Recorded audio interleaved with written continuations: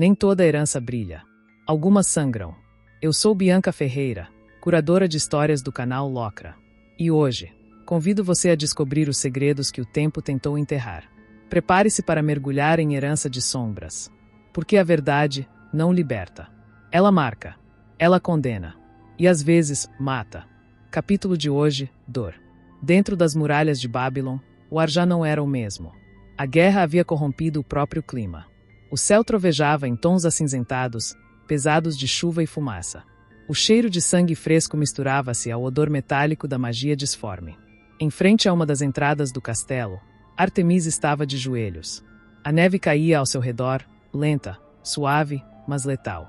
A garota de cabelos prateados e pele pálida como marfim mantinha os olhos fechados. A respiração calma. A palma da mão repousava sobre o solo frio, e a terra sob ela já não era barro, nem pedra, era gelo. Um tapete de cristal azulado se estendia por metros, quilômetros, devorando tudo que tocava. O vapor de água no ar tremeluzia, sutil, esperando por seu comando. Ela não estava recuando. Estava esperando. O exército de monstros avançava como um tsunami disforme, dezenas, centenas, mil talvez. Bestas de ossos negros, ogros deformados, espectros translúcidos, todos sedentos pela destruição do castelo. Mas entre eles e as portas, havia apenas uma figura. Artemis se ergueu. A neve começou a cair com mais força, como se o próprio céu atendesse à sua presença. As pupilas brilharam em azul profundo, e o som cessou. Nenhum monstro ousou tocar o gelo que recobria o chão. Eles sentiam. Aquilo não era gelo comum. Era a manifestação do zero absoluto. Ela caminhou. Com cada passo, o solo congelava ainda mais, criando espelhos de gelo puro que refletiam o caos da guerra. Um ogro tentou atacá-la. Ela ergueu uma mão. Um estalo seco. E o monstro congelou no ar, primeiro os braços, depois o tórax, até que sua expressão fosse uma máscara de surpresa eterna. Com um gesto leve, Artemis fechou os dedos. O corpo se quebrou como vidro. Os outros monstros rugiram e avançaram em massa. Venham! Sussurrou. E o mundo congelou com ela. A temperatura despencou. O vapor de água foi arrancado do ar com violência. Cristais de gelo surgiram do nada, perfurando crânios, rasgando asas, destruindo carne. A magia de Artemis se espalhava como uma entidade viva. O campo inteiro se tornou um labirinto branco e azul, espinhoso, letal. Mas ainda assim, eles vinham. E ela não parava. Um golem de magma explodiu da lateral, cuspindo fogo. Artemis não recuou. O fogo lambeu seu corpo e se apagou antes de tocá-la. Seu gelo não derretia. Era inalterável. Com um movimento quase delicado, ela criou uma lança longa de gelo tão denso quanto diamante e a atirou.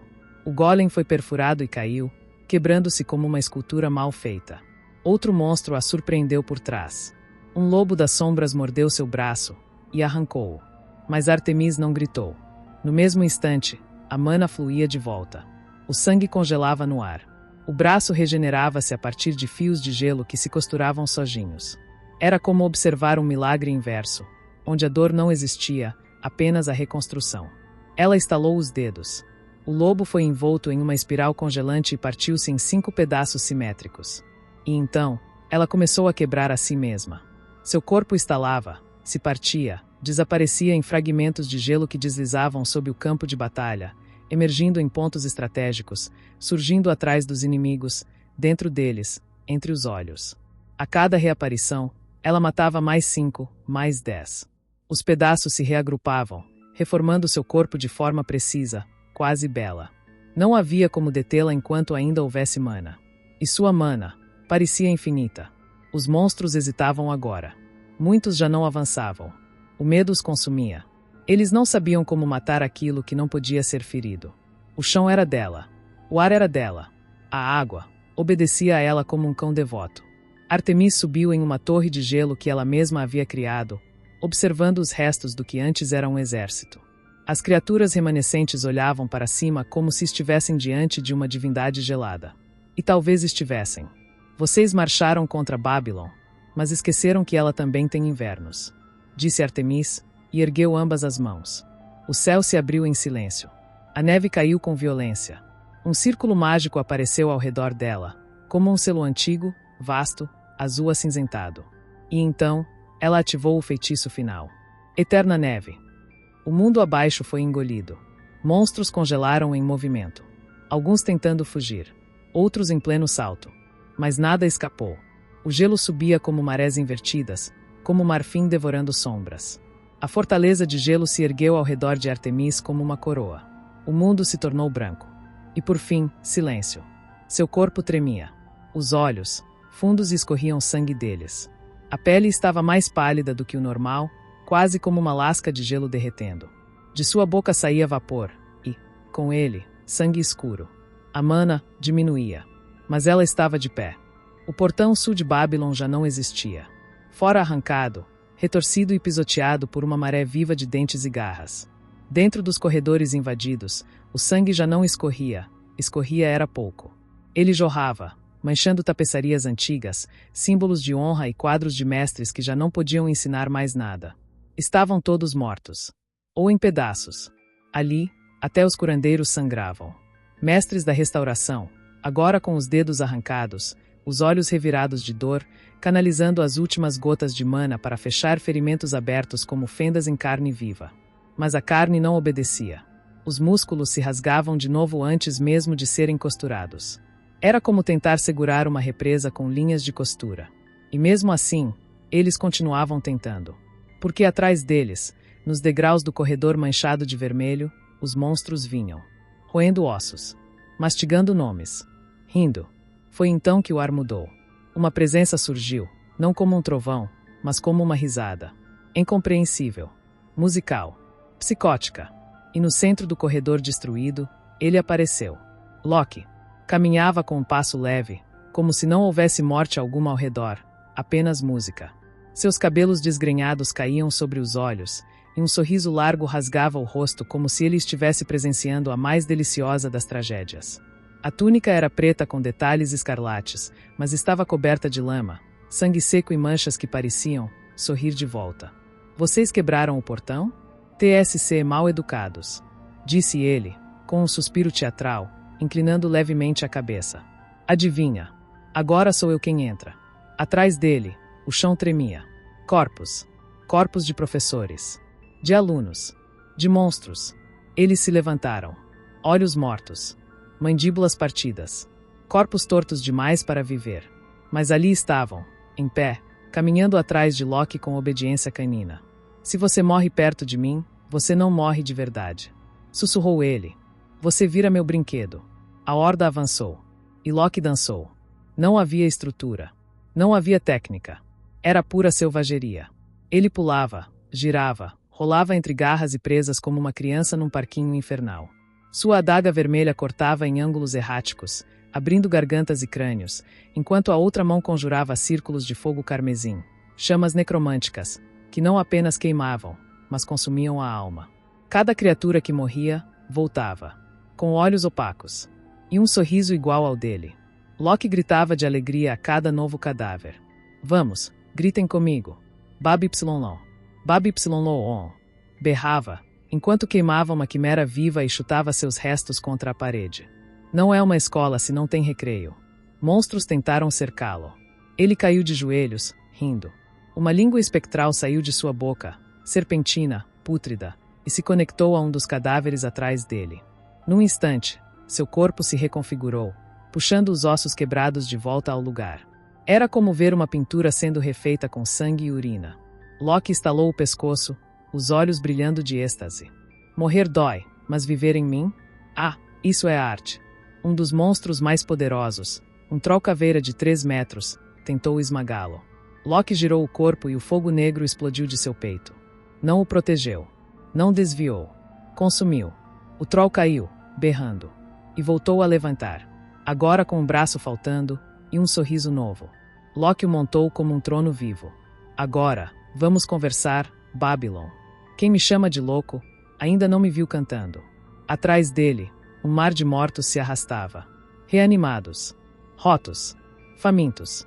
E ele sorria como um maestro em seu concerto final. Os curandeiros, atrás, estavam chorando. Não sabiam se tinham sido salvos ou condenados. Mas Loki não os olhava.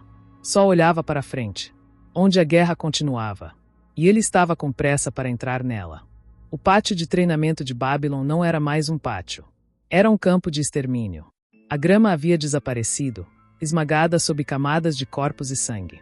Colunas partidas, estátuas destruídas, paredes riscadas por garras e presas. O céu, sempre azul acima da escola, agora estava oculto por nuvens de cinzas e fumaça. Os muros da academia gritavam. E no centro de tudo, ele rugia de volta. Lucas. Não como um estudante. Não como um guerreiro. Mas como uma força da natureza. As mãos dele repousavam sobre o crânio de um minotauro de elite, os dedos afundando lentamente no osso como pregos em argila.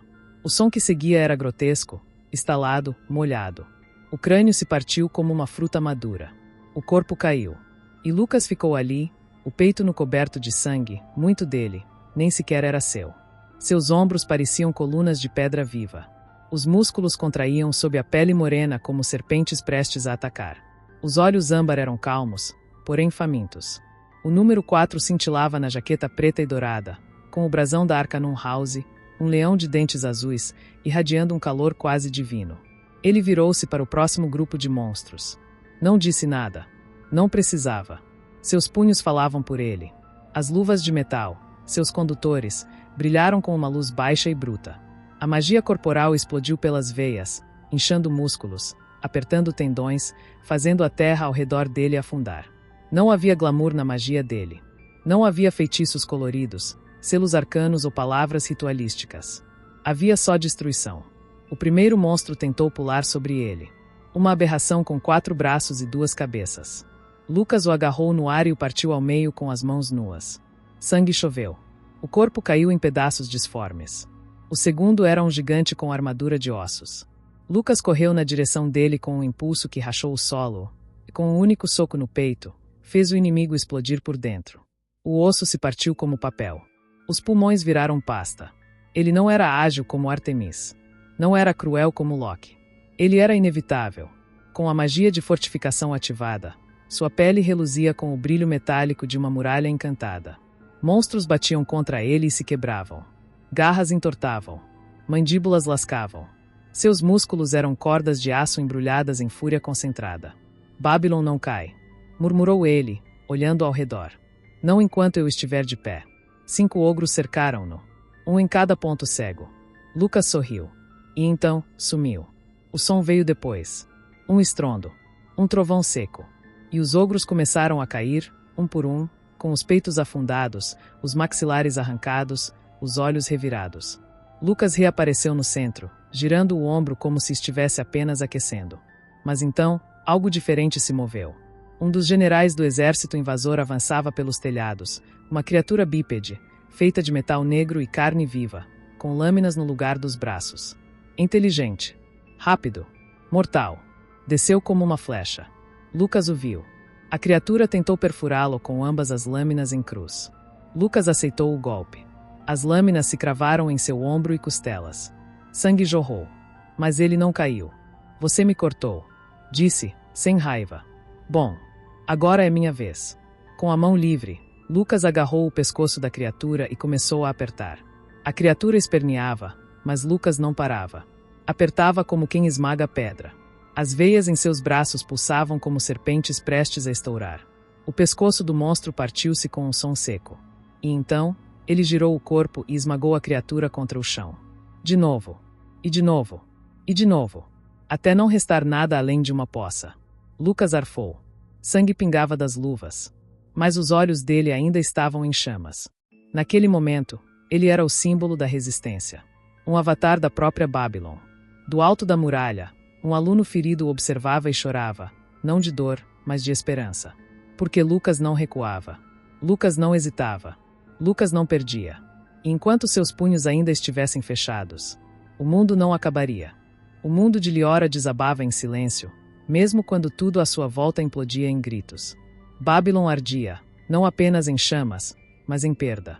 As paredes da ala leste, onde um dia ela caminhara com esperanças tímidas e promessas sussurradas, estavam agora reduzidas a cinzas e açoites de magia corrompida. Cada passo que dava era um mergulho em um pesadelo que recusava acordar. Ela corria, não para lutar, não para ser heroína. Corria como quem tenta impedir o próprio coração de quebrar. Como se pudesse alcançá-lo, o irmão, antes que o mundo o roubasse de vez. As botas deslizaram sobre o chão, agora uma mistura de sangue, cinzas e vidro partido. A ala médica, onde ele deveria estar, onde ela o deixará, dormindo sob feitiços de cura e sussurros de amor, não passava agora de um esqueleto calcinado. Uma carcaça escancarada de memórias. Ela virou o último corredor. Parou. O mundo pareceu conter a respiração. Onde antes havia corredores imaculados e vozes baixas, agora restava apenas a morte. Camas viradas. Cortinas rasgadas. Corpos, tantos corpos, médicos e curandeiros despedaçados como bonecas de trapo. O cheiro era insuportável. Queimado, doce, pútrido, mágico. As paredes pareciam pulsar com um lamento que só os mortos podiam compreender. O leito dele estava lá, vazio. O colchão, outrora branco, jazia encharcado em vermelho profundo. Os tubos pendiam como veias arrancadas. E na cabeceira, uma única marca de mão. Pequena, familiar, fresca. Não, sussurrou Liora, a voz tão fina que só os mortos poderiam ouvir. Ela deu um passo, depois outro. Os olhos trêmulos tentavam recusar o que já sabiam. Foi quando viu. As pegadas. Negras, úmidas, incandescentes. Como se o próprio inferno tivesse passado por ali. O ar ficou pesado. O mundo, silencioso. E então, ele surgiu. Emergiu das sombras como se fosse parido por elas. Alto. Retorcido. Metade humano, metade pesadelo. Os olhos, âmbar como os dela, mas rachados, partidos como espelhos antigos. Veias negras pulsavam sob a pele. Um chifre branco projetava-se de sua testa como a promessa de uma besta em formação. E suas mãos, mãos que ela segurava quando pequena, agora garras. Quando ele falou, o mundo estremeceu. Maninha, cheguei. Disse ele, e a voz soava como um coro de ossos cantando sob a terra, múltipla e manchada de sangue. Liora recuou, os pés tropeçando em escombros. Uma mão tapou a boca, o grito preso como um nó na garganta. A dor em seu peito era física. Pulsava. Era ele. Mas não era. O monstro deu um passo. Depois outro. Os pés deixavam rastros negros e fumegantes. O cheiro de magia podre inundava o ar. Irmão? A voz dela quebrou, como vidro sob pressão. Isso não pode ser. E então, por um instante, algo brilhou nos olhos da criatura. Um tremor. Um lampejo de humanidade. Ele oscilou. As garras se apertaram contra o próprio peito. E foi ele quem falou. De verdade. Liora, me mata. Agora. Antes que eu volte. Ele arfava. Por favor, não pense. Só, acaba com isso. Ela congelou. Como poderia? Era o irmão dela. O menino que cantava desafinado nas manhãs de sol. Que chorava escondido com medo de trovões. Que dizia que ela era a única coisa boa no mundo. Mas então ele gritou. Foi um som que não era apenas som, era agonia pura. Ecoou por Babylon como uma sentença. E no mesmo instante, vozes distantes, outras criaturas, responderam. Gritos de fome. De guerra. Ela não teve escolha. Tateou o chão com mãos trêmulas. Encontrou algo frio. Um bisturi. Esquecido. Um resto de coragem. Ela correu. O amor se manifestou da forma mais cruel possível. Cravou a lâmina em seu peito. O corpo dele estremeceu. Os olhos arregalaram. E então, ele sorriu. Obrigado, mana. Disse, como quem é libertado da dor. Mas ele não caiu. A mão dele, grande, monstruosa, agarrou seu pescoço. As garras cortaram sua pele. Ele a ergueu no ar com facilidade inumana. E então, sorriu de novo. Mas agora era outra coisa. Outro ser. Que bela cena, pena ser breve. Murmurou ele. E então, rimou, como uma criança doente recitando cantigas para os mortos. A irmã chora, a lâmina crava. O amor sangra, e o monstro se lava. Ele tirou o bisturi do peito. Lento. Teatral. A chuva engrossava. O mundo gritava. E ele riu. A chuva engrossava, pesada como aço líquido, escorrendo pelas ruínas de Babylon como se o próprio céu estivesse chorando por tudo o que se perderá. Cada gota era um lamento. Cada trovão, um aviso. Mas então o mundo mudou de novo. O ar, antes sufocante e pútrido, foi tomado por um frio tão brutal que até a própria dor pareceu hesitar.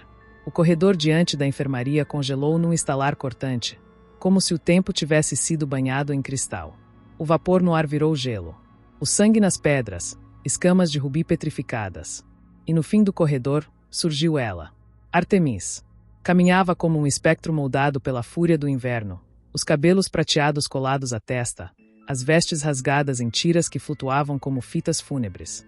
Dos olhos, do nariz, das orelhas, escorria sangue. Mas ela ainda andava. Ainda era gelo em forma humana. Cada passo fazia o mundo ao redor estremecer de frio. A aura congelante que brotava de seu corpo arrastava-se pelas paredes como raízes famintas, cobrindo tudo de escarcha, paralisando qualquer vestígio de escuridão. O piso estalava sob seus pés, o chão agora uma tapeçaria de gelo e silêncio quebrado apenas por respirações ofegantes e o som distante da guerra. A criatura virou o rosto, e o sorriso rasgado que se formou era pura blasfêmia. Parece que temos companhia. Cantarolou, como quem recita uma canção para uma criança em luto. Ele se curvou sobre Liora. A língua, negra e bifurcada, saiu novamente da boca monstruosa e invadiu a dela com uma lentidão doentia, serpenteando por dentro como se buscasse devorar a última fagulha de humanidade que ainda restava nela.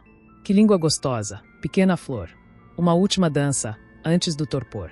Murmurou ele em rima, a voz um amálgama de vozes sobrepostas, abafadas, como sussurros soterrados vivos. Foi então que sentiu. Um estalo. A pressão do ar mudou. Algo se partiu no tecido da realidade. A magia congelante de Artemis se expandiu como uma explosão silenciosa, e por um momento, o monstro hesitou, não por medo, mas por respeito. TSC, o relógio bate.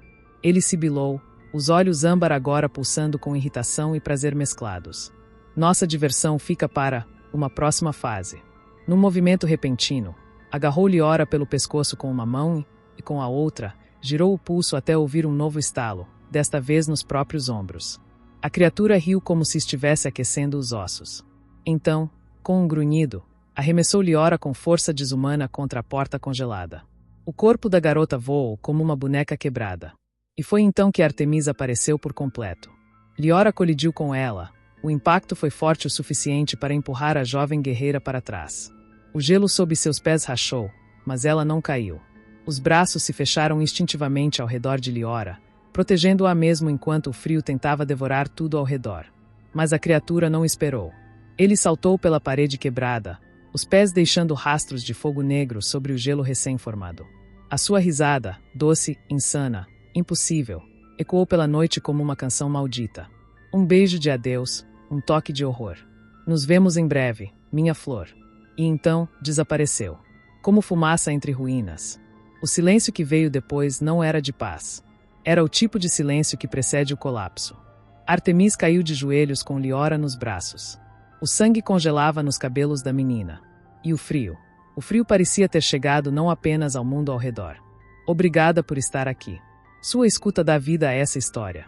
Se Herança de Sombras tocou você, curta, compartilhe e inscreva-se no canal Locra. O mundo oculto nem sempre avisa quando vai se revelar, mas o sininho, sim. Eu sou Bianca Ferreira e te espero no próximo capítulo. Até lá e cuide-se. Um abraço. Porque algumas sombras não querem assustar. Querem ser vistas. E a nossa jornada está só começando.